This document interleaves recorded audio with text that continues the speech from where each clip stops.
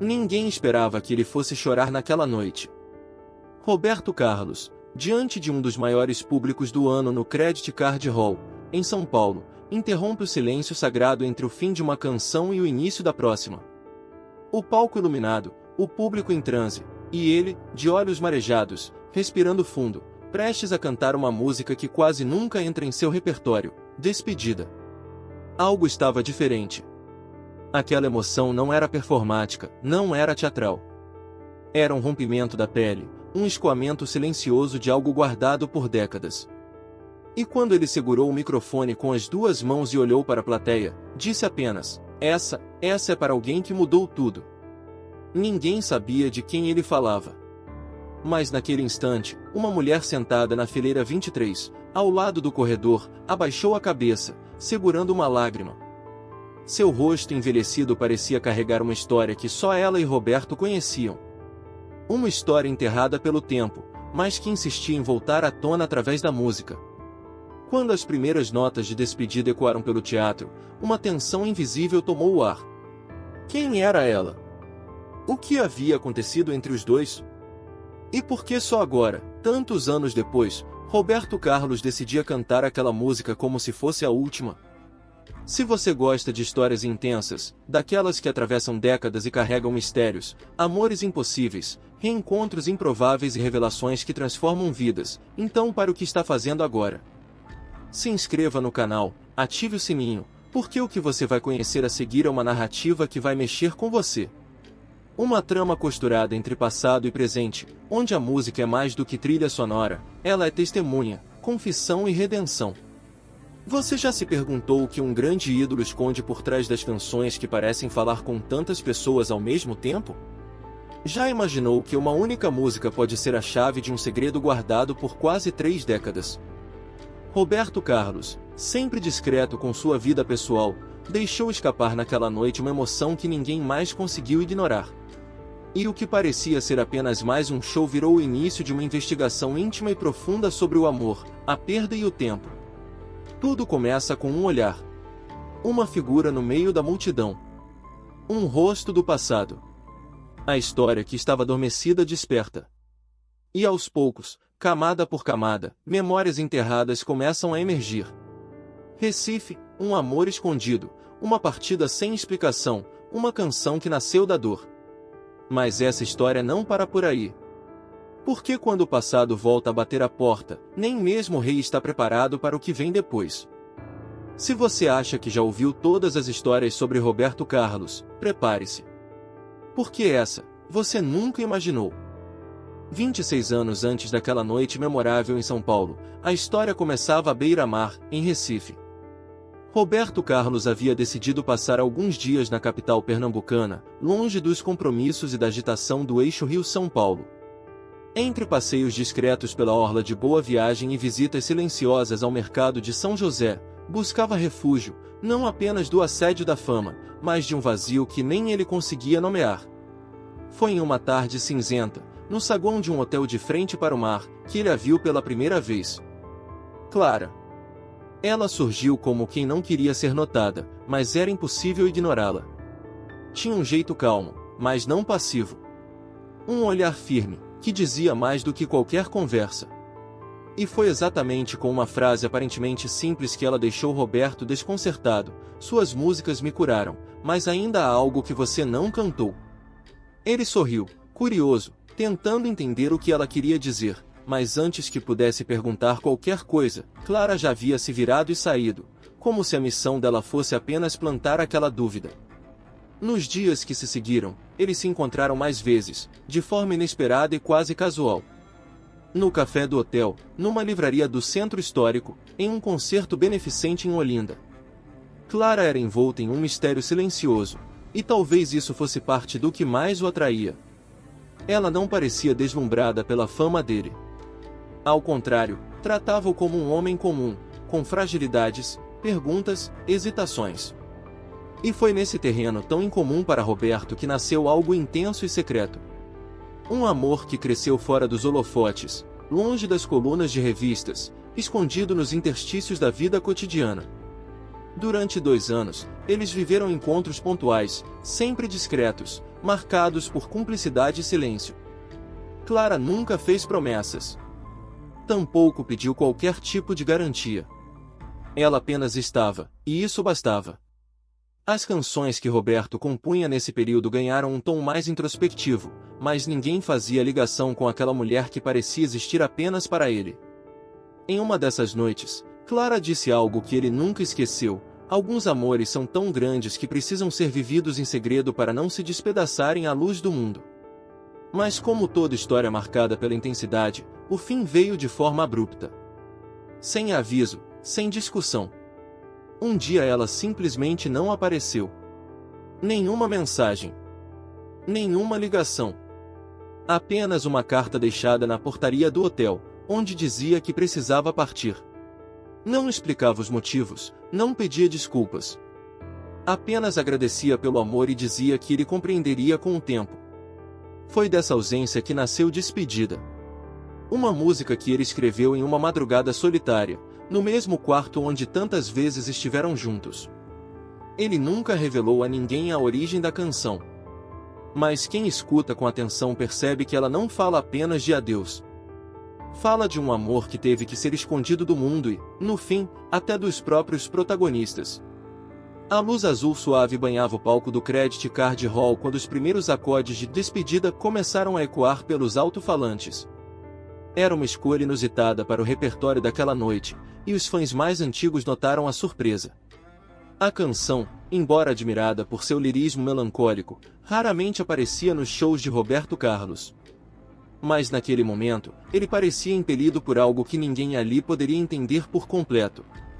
Seus olhos vagavam pela plateia com um brilho inquieto, como se procurassem por alguém. E então, ele parou.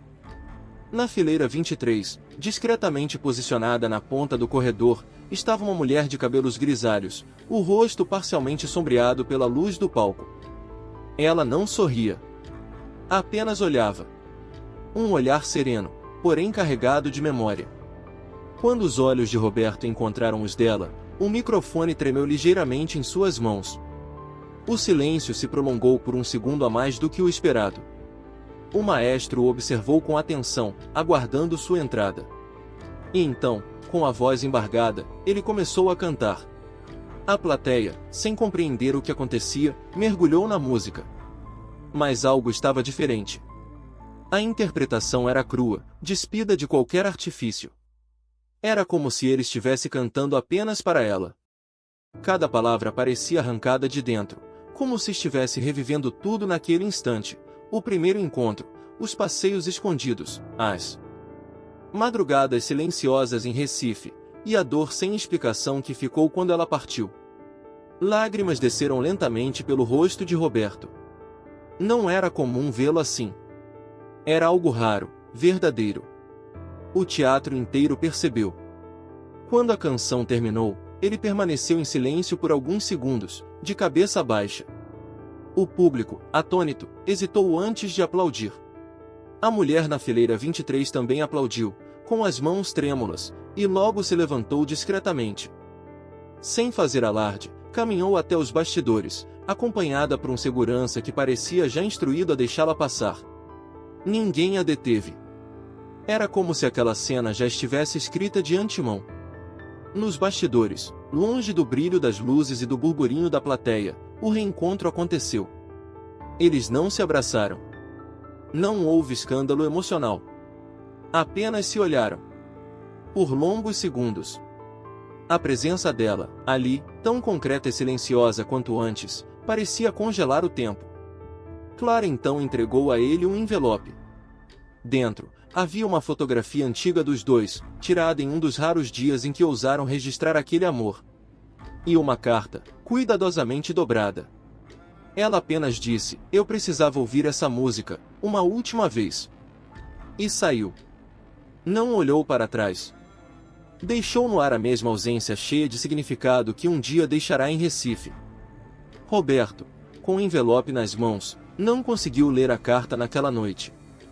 Sabia que, mais uma vez, Clara estava lhe entregando um enigma. E que, para entender o que se passava, ele teria que voltar ao lugar onde tudo começou. O dia seguinte amanheceu cinzento em São Paulo, mas dentro de Roberto Carlos, algo ardia com a força de um sol do meio-dia. A imagem de Clara, envelhecida, porém intacta em sua essência, não saía da sua mente. O envelope repousava sobre a mesa do hotel, ainda fechado, como se abrir aquelas palavras fosse reviver tudo que ele tentou esquecer por tantos anos. Mas ele sabia que não conseguiria fugir dessa vez. Clara havia voltado apenas para ouvir uma música, para vê-lo cantar uma despedida, e isso não podia ser o fim. Não sem respostas. Ao romper o lacre da carta, o cheiro do papel, o traço da letra, tudo transportou de volta para Recife. A carta não explicava tudo. Dizia apenas que ela havia cumprido o ciclo, que aquele reencontro era um presente breve, e que havia mais para ser dito, mas não ali. Clara havia deixado pistas. Como sempre fazia. E Roberto entendeu. Era preciso voltar. Voltar à cidade onde tudo começou, à cidade onde ela desapareceu, à cidade onde talvez, mesmo após tantos anos, ainda houvesse algo esperando por ele. Poucos dias depois, discretamente, embarcou para Recife. Sem assessores, sem imprensa. Queria caminhar por aquelas ruas como antes. O hotel à beira-mar ainda existia. O mesmo corredor, o mesmo quarto. Ao entrar, uma onda de memórias o atingiu com violência. Tudo ali guardava rastros dela, da risada contida, do perfume discreto, da sombra da presença que nunca o deixou por completo. Na manhã seguinte, caminhando pela praia, sentou-se em um banco onde tantas vezes estiveram juntos. O som do mar parecia murmurar segredos.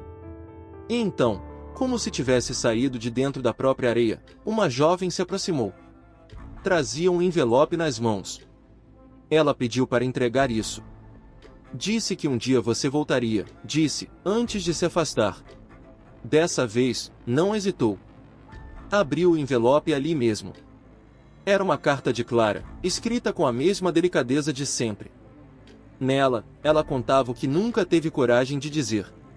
Revelava que havia sido diagnosticada com câncer anos antes, e que decidiu se afastar para que ele não a visse definhar.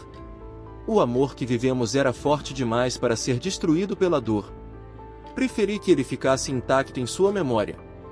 E então, a frase que cravou no peito dele como uma lâmina: voltei para ouvir despedida, porque foi a música que me permitiu partir em paz.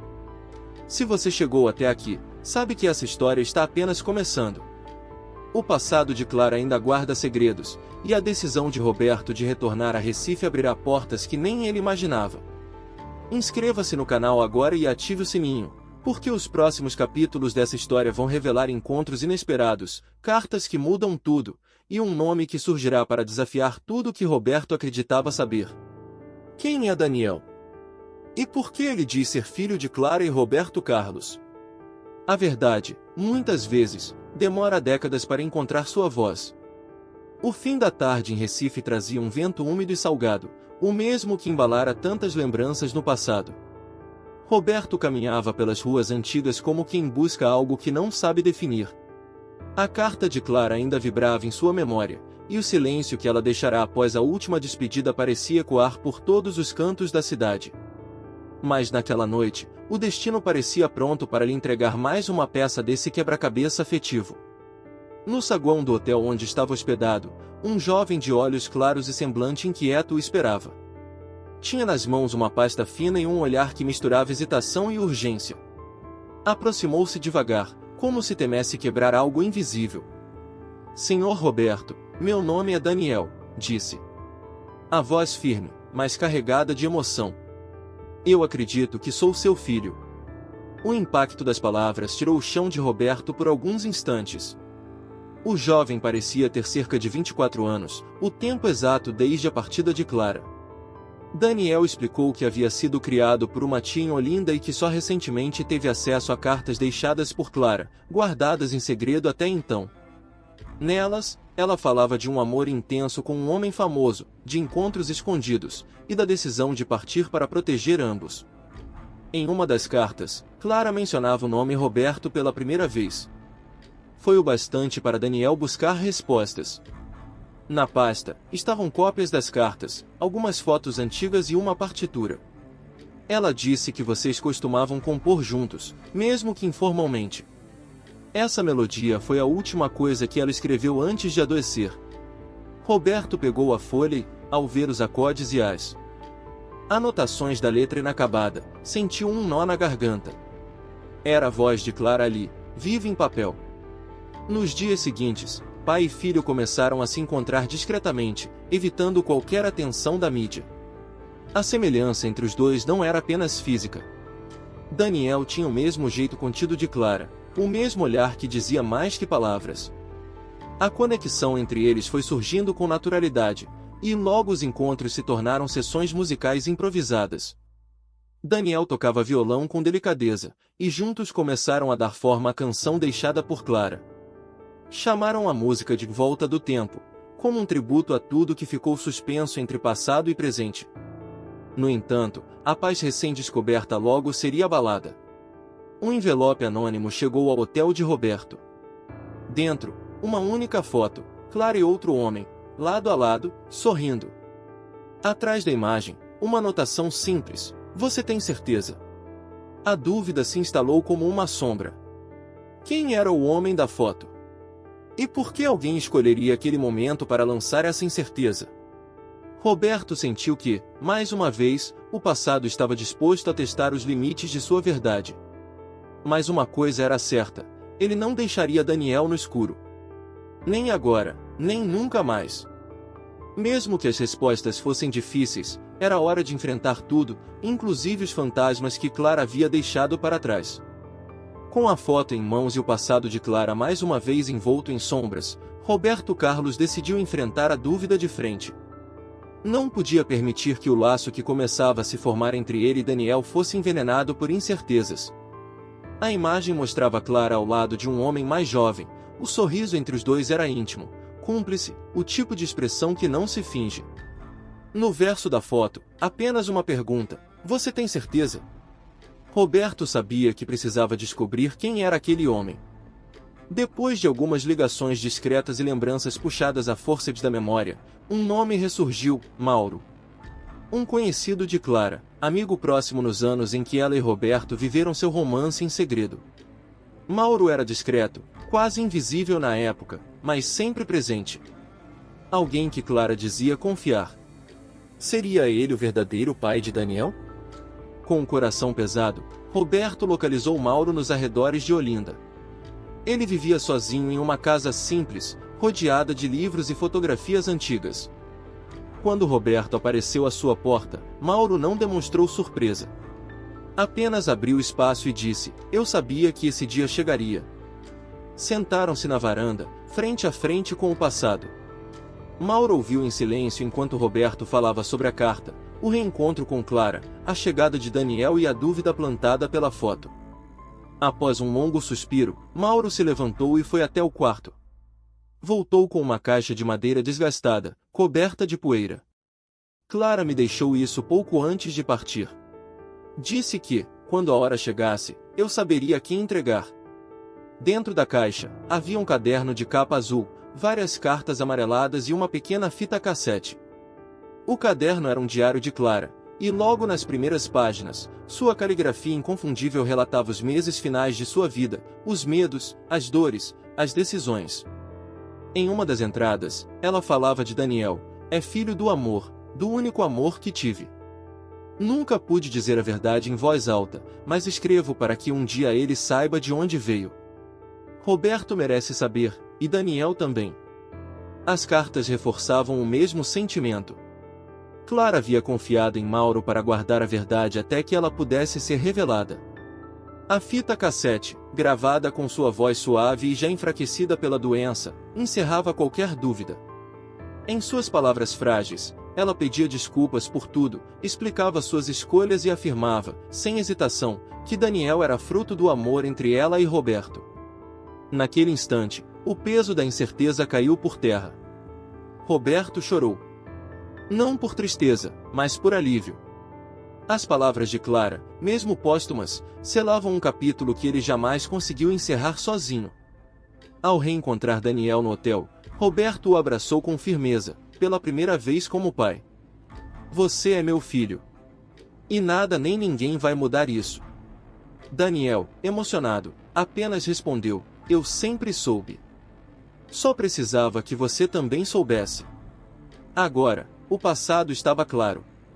E o futuro, finalmente, poderia começar. Meses se passaram desde que a verdade foi revelada. Roberto Carlos, agora mais sereno, reencontrou algo que pensava ter perdido para sempre: o sentido de permanência. Não apenas por saber, com certeza, que Daniel era seu filho, mas porque, de alguma forma, Clara havia completado o ciclo que começou há quase 3 décadas nas areias de Recife. E quando algo se completa, o melhor que se pode fazer é transformá-lo em semente. Foi numa manhã ensolarada na capital pernambucana que pai e filho, lado a lado, diante de uma pequena plateia de médicos, pacientes e familiares, inauguraram o Fundo Clara de Esperança. O local, modesto mas cheio de alma, oferecia apoio emocional e assistência a pacientes com câncer e suas famílias. Não havia holofotes nem imprensa em peso. Só música suave, abraços apertados e um painel com uma frase que Clara havia escrito no diário: o amor que deixamos é a nossa melhor cura. A música Despedida e Volta nunca chegou ao público. Nem precisava. Ela foi tocada, uma única vez, naquela cerimônia, apenas para os que estavam ali. Roberto cantou, Daniel dedilhou o violão, e lágrimas correram sem vergonha. Foi um momento íntimo, poderoso, daqueles que dispensam gravação, o tipo de lembrança que fica guardada no peito, não em streaming. Mas, como tudo que é intenso demais, nem tudo terminou em calmaria.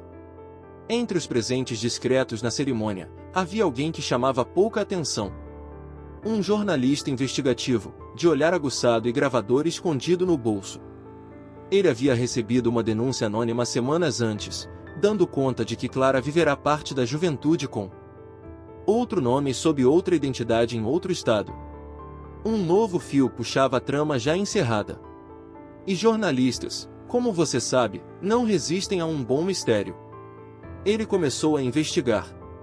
Registros hospitalares, documentos de identidade, cartas enviadas e recebidas por Clara em nome de outra pessoa. Aos poucos, camadas esquecidas começaram a surgir. Mas isso é assunto para outra história. E se você quer saber o que mais pode estar escondido no passado de Clara, se realmente tudo foi dito, ou se existem segredos enterrados mais fundo do que se imaginava, então meu amigo, é agora que você precisa se inscrever neste canal. Aperte esse botão vermelho com mais vontade do que Roberto apertou o envelope da última carta. Ative o sininho, porque nos próximos episódios vamos abrir mais cartas, vasculhar os bastidores do Fundo Clara de Esperança e, quem sabe, descobrir se a verdade tem mesmo só um lado. Aqui, cada história tem música, mistério e coração. E se você chegou até aqui, é porque sabe que certas histórias não acabam, elas apenas mudam de tom. Então se inscreva, fique por dentro e prepare-se, porque como diria Clara, ainda há algo que você não ouviu. E aí? Vai deixar esse sininho solitário? Não faça isso com ele. Ele também merece um final feliz.